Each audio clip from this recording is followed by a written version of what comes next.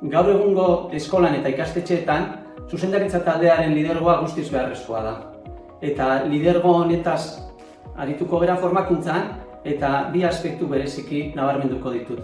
Alde batetik, gidari funtzioa. Hezkuntza proiektuari begira eta ikastetxearen proposituari begira, nola jartzen gera eragile guztiok norabide berean begira. Eta honekin batera, beste alde batetik baita, talde kohesioan egin beharreko lana.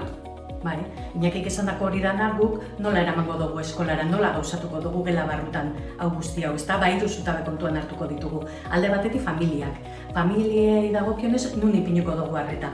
Nola egiten du eskolak eta irakaslegoak familia hauei toki bat emateko. Eta bestalde, harremanetan. Nolako harremana ditute gurasoekin? Nola zaindu eta sendotu ditzazket harreman hauek? Bestalde, beste zutabe garrantzitsu bat ikaslea da. Ikasleei dagokionez aniztasunean ipiniko dugu arreta. Zein izan daiteke gure begirada, aniztasuna ikas komunitatearen indargune eta aberastasun bezala ulertzeko, ezta? Eta bukatzeko irakaslegua.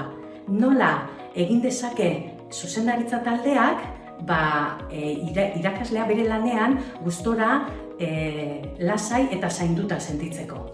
Eta honetan ezin dugu ahaztu zuzendaritza taldeak zer eta nola egin dezake irakasle zein ikasleen alderdi emozionala zaintzeko.